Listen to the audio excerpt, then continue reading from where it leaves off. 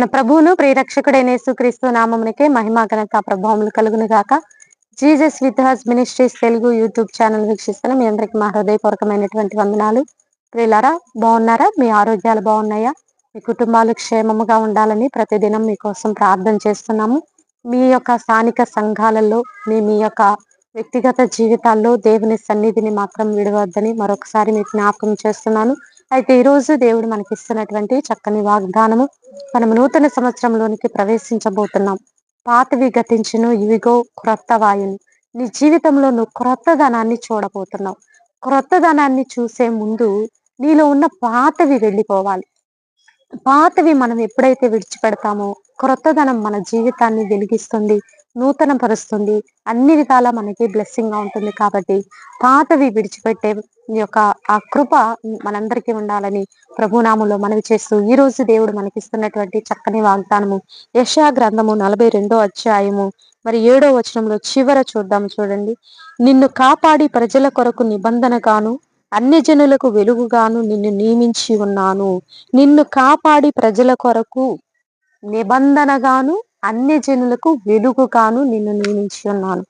దేవుడు నిన్ను కాపాడి, నిన్ను కాపాడటం అంటే నీవు మరణ ఛాయల్లో పాప శాప బ్రతుకుల్లో ఉన్నటువంటి మనల్ని కాపాడినటువంటి దేవుడు, నిన్ను కాపాడినటువంటి దేవుడు ఈ రోజు నీకు ఇస్తున్నటువంటి చక్కని వాగ్దానం ఏంటంటే నిన్ను అన్యజనులకు వెలుగుగా ఉంచబోతున్నాడు.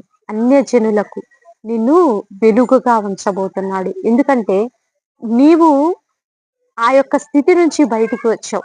ఏ స్థితి నుంచి? పాపము నుంచి, శాపము నుంచి, భయంకర దోష శిక్ష నుంచి నువ్వు బయటికి వచ్చావు. నీవు క్రీస్తులో ఉన్నావు. క్రీస్తులో ఉన్నటువంటి మనకి శిక్షా విధి లేదు. మరి మనముంటే సరిపోతుందా? లేదు. అనేక మందికి ఈ యొక్క రక్షణ టేస్ట్ అనేది చూయించాలి. కాబట్టి ఈ రోజు దేవుడు నీకు ఇస్తున్నటువంటి చక్కని వాగ్దానము, అన్యజనులకు నిన్ను వెలుగుగా నియమించబోతున్నాను. అన్యజనులకి అంటే అనేక ఆత్మల్ని నీ చేతికి అప్పచెప్పబోతున్నాడు. అబ్బా, నాకైతే ఎంతో సంతోషం అనిపిస్తుంది.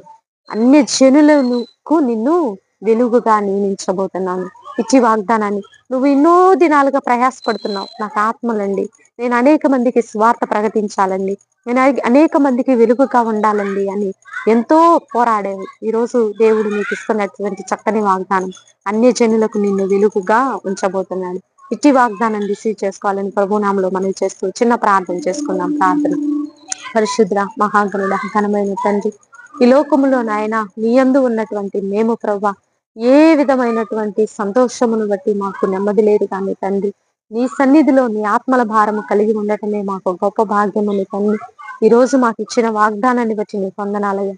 అన్ని జనులకు వెలుగుగా నేను నియమించి ఉన్నానని మీరు వాగ్దానం చేసినందుకు వందనాలు, స్తుతులు, స్తోత్రాలు. నాయన భారతదేశాన్ని రక్షించండి అయ్యా. భారతదేశాన్ని అంధకారంలో నుంచి విడిపించండి. యవ్వనస్తులకు మారు మనసు రక్షణ దయచేయండి. విడిపోయిన కుటుంబాలను కట్టండి. కోర్టు కేసుల నుంచి విడిపించండి. మరణ పడకల్లో ఉన్న వారిని మీరు లేపండి. కుంటి వారిని, గుడ్డి వారిని, మోగవారిని, చెవిటి వారిని, నాయన అంగహీనుల్ని నా తండ్రి మీరు గంతులు వేయించమని ప్రార్థిస్తున్నాను తండ్రి. ఎంతో మంది వ్యాధి బాధల్లో ఉన్న వారికి విడుదల దయచేయబోతున్నందుకు వందనాలయ్యా. ఈ రోజు బర్త్డే బిడ్డ జరుపుకునే బిడ్డలందరినీ దీవించి ఆశీర్వదించండి. ఆ కుటుంబాన్ని కూడా జ్ఞాపకంలో ఉంచుకోనమని యేసయ్య అతి పరిశుద్ధమైన ఉన్నతమైన నామంలో అడిగి వేడుకొని పొందుకొని ఉన్నాము తండ్రి.